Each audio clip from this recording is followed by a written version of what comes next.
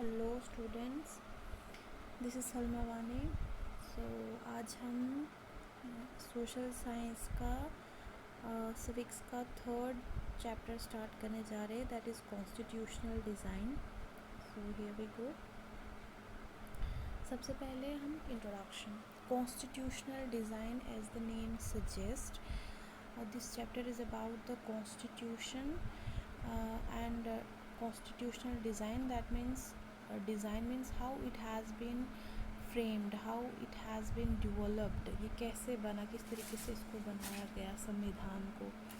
इस चैप्टर में हम पढ़ेंगे जर्नल कॉन्स्टिट्यूशन की इंट्रोडक्शन कि संविधान क्या होता है, और ये कॉन्स्टिट्यूशन जो कॉन्सेप्ट है, how it came into existence and how the different countries formed their constitution. And in this chapter we will study about the story of South Africa कि South Africa का जो constitution है one of the successful constitutions में से एक है। तो वहाँ का संविधान कैसे बना, उसके बाद हम अपना इंडिया का constitution के बारे में पढ़ेंगे कि इसकी डेवलपमेंट कैसे हुई। तो सबसे इम्पोर्टेंट चीज़ हमें पता होना चाहिए कि जो कॉन्स्टिट्यूशन है, जो संविधान है, ये क्या होता है।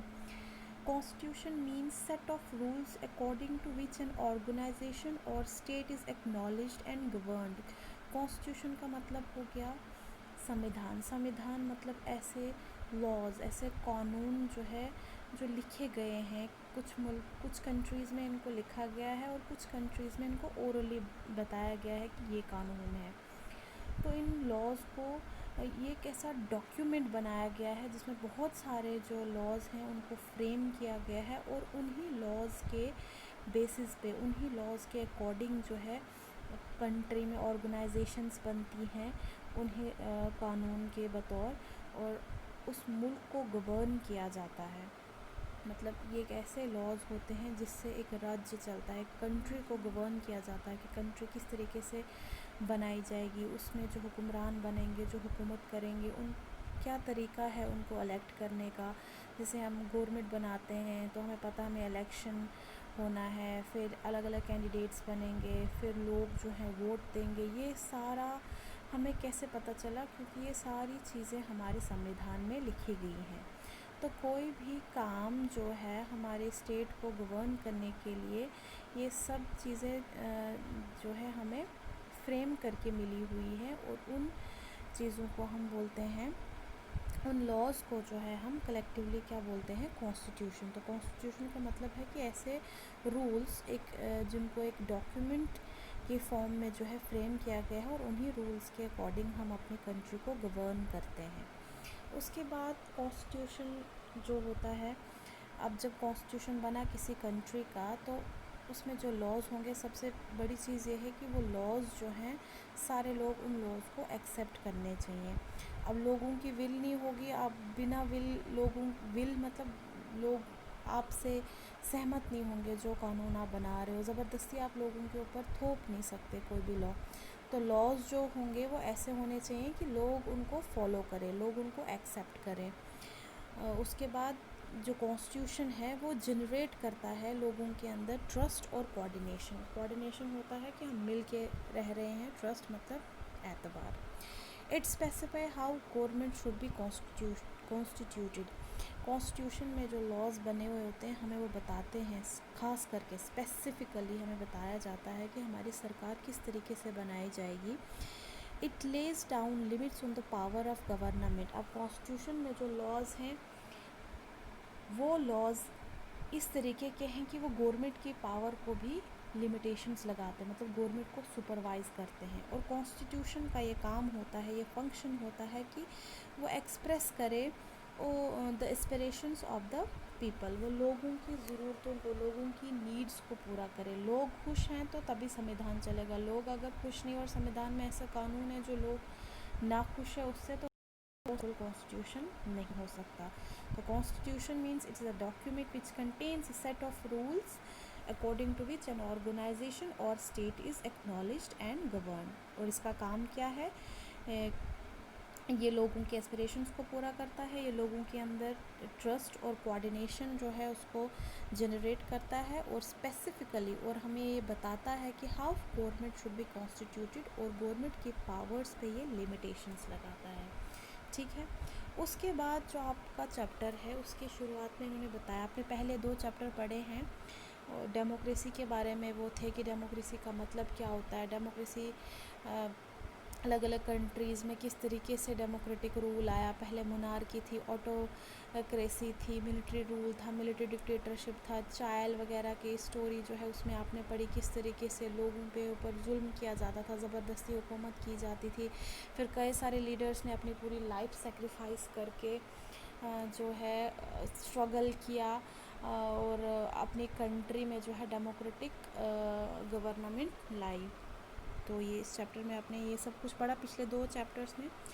तो हमने पिछले 2 चैप्टर्स से यही कंक्लूजन निकाला कि डेमोक्रेसी का मतलब है कि रूलर्स तो हम चुनते हैं और लोगों की विल से चुनते हैं, लेकिन जब हम उनको इलेक्ट करते हैं अपने रिप्रेजेंटेटिव्स को, the representative should work according to the will of people. वो अपनी मनमर्जी नहीं कर सकते, उनको लोगों के अनुसार काम करना पड़ेगा, तभी हम उसको लोकतंत्र बोलते हैं, तभी हम उसको जमहूरियत बोलते हैं, डेमोक्रेसी बोलते हैं। मतलब जो हमारे रूलर्स हैं वो आज़ाद नहीं है कि whatever they want to do they'll whatever they want to do and they'll do, ऐसा नहीं है। वही उनको करना पड़ेगा that should be accepted by the people, which is accepted by the people, वही चीज़ उनको करनी है। जो एक्सेप्टेड नहीं है लोग उसको जिस चीज़ को एक्सेप्ट नहीं करते वो उनको नहीं करना है, क्योंकि जो डेमोक्रेसी है उसका मतलब ही है लोगों ने अपने मनपसंद जो है नुमाइंदे चुने हैं, रिप्रेजेंटेटिव्स चुने हैं, तो उनको उनकी विल से काम करना पड़ेगा, लोगों की विल के अकॉर्डिंग काम करना पड़ेगा।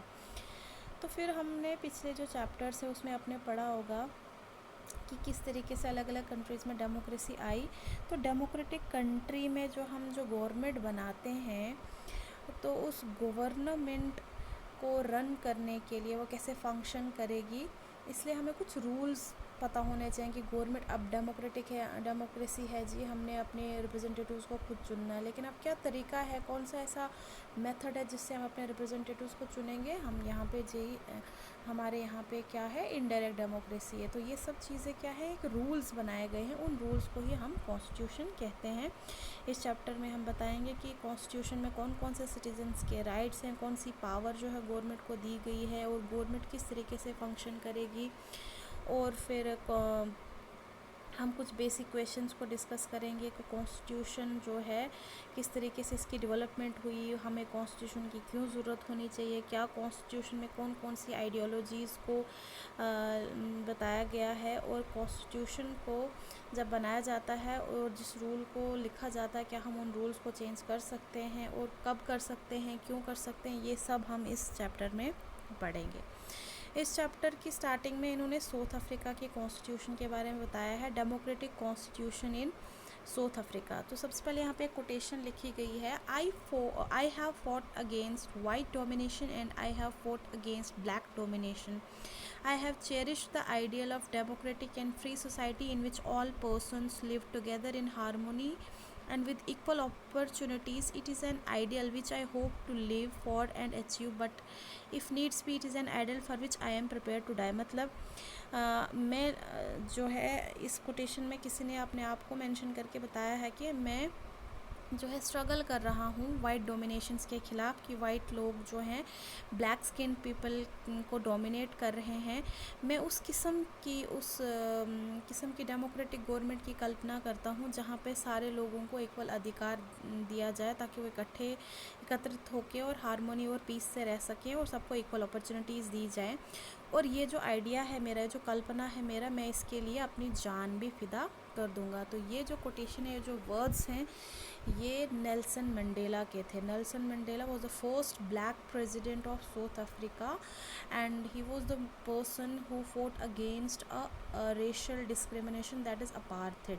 तो एक्चुअली साउथ अफ्रीका की हम स्टोरी पढ़ेंगे। This is the picture of Nelson Mandela. Nelson Mandela जो हैं ये बहुत ही फेमस पर्सनालिटी रहे हैं। इन्होंने साउथ अफ्रीका में संविधान लाया था और फर्स्ट प्रेसिडेंट बने थे ये साउथ अफ्रीका एक ऐसा देश था जहाँ पे जो अंग्रेज़ लोग थे, जो जो वाइट स्किन पीपल थे, गोरे अंग्रेज़ जो थे, वो काले अंग्रेज़ों को नापसंद करते थे, उनको इन्फीरियर समझते थे।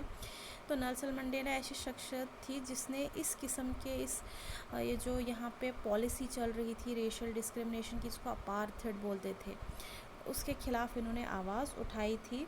और नेल्सन मंडेला को ये इल्ज़ाम लगा था कि इसने जी देशद्रोही का काम किया है, क्योंकि सरकार किन की थी साउथ अफ्रीका में, अंग्रेज़ों की थी। वो भी कौन से अंग्रेज़? White skin people, they were governing over the black skin people. गोरे अंग्रेज़ काले अंग्रेज़ों पे साउथ अफ्रीका में हुकूमत करते थे, और काले अंग्रेज़ों को वो कुछ समझते ही नहीं थे, और उनको कोई भी राइट नहीं होता था कि वो पार्टिसिपेट करे पॉलिटिक्स में, क्योंकि वाइट्स अंग्रेज़ समझते थे कि हम पैदा ही हुए हैं राज करने के लिए। किन के ऊपर राज करने के लिए? ब्लैक स्किन पीपल्स के ऊपर राज करने के लिए। तो इसके लिए सबसे पहले आवाज़ उठाई थी नेल्सन मंडेला ने, इसलिए इसको अरेस्ट किया गया था। जो गोरे अंग्रेज़ थे उन्होंने इसको अरेस्ट किया था 1964 में, और इनके कई सारे कलीग्स इनके साथ थे, कई सारे लीडर्स जो इनके फ्रेंड्स थे, उनको भी जेल में डाला गया था 28 साल के लिए। और बहुत ही ड्रेडफुल जो जेल थी उसका नाम था Robben Island. Robben Island was the name of prison where Nelson Mandela was kept with his fellows. Okay, so ये हमें जनरल इंट्रोडक्शन पता चल गया नेल्सन मंडेला के बारे में। उसके बाद स्ट्रगल अगेंस्ट अपार्थाइड। अब नेल्सन मंडेला का क्या स्ट्रगल रहा अपार्थाइड के लिए? तो सबसे पहले हम अपार्थाइड को समझेंगे। अपार्थाइड क्या था? अपार्थाइड एक ऐसी पॉलिसी थी, एक ऐसी पॉलिसी मतलब कोई भी पॉलिसी। अभी ये है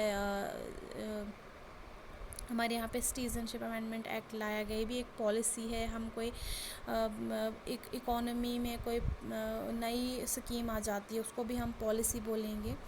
तो एक ऐसी पॉलिसी थी, एक ऐसा सिस्टम था साउथ अफ्रीका में जहाँ पे जो स्किन के बेस पे थी, जिसको हम रेशियल डिस्क्रिमिनेशन बोलेंगे। So apartheid was the name of a system of racial discrimination unique to South Africa, where the black skin people have been discriminated, they were being considered as inferiors.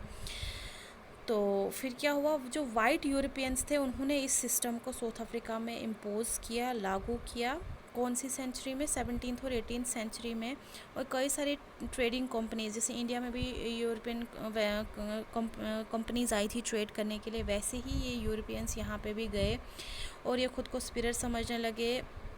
जिस तरीके से इन्होंने India को occupy किया, वैसे ये south Africa में भी किया इन्होंने। And but unlike India, large number of whites have settled in South Africa. तो साउथ अफ्रीका में ज़्यादा तादाद में आए और वहाँ पे सेटल्ड भी हो गए, और वहाँ के ये लोकल रूलर्स बन गए। ये जो अपार्थाइड सिस्टम था, ये इन्होंने ही इंडिया में भी इन्होंने डिवाइड एंड रूल की पॉलिसी इम्प्लीमेंट की थी। उसके बाद कई सारे बार्टर सिस्टम यहाँ पे इन्होंने इम्प्लीमेंट किया था, बहुत सारी पॉलिसीज़ लाई थी। वैसे ही इन्होंने साउथ अफ्रीका में अपार्थाइड पॉलिसी को इम्प्लीमेंट किया, जिसने लोगों को बांट दिया and labelled them on the basis of skin colour. किसके? जैसे इंडिया में इन्होंने डिवाइड एंड रूल किया था, हिंदू मुस्लिम को बांट दिया था, वैसे ही इन्होंने साउथ अफ्रीका में जो है स्किन कलर के बेस पे लोगों को बांट दिया।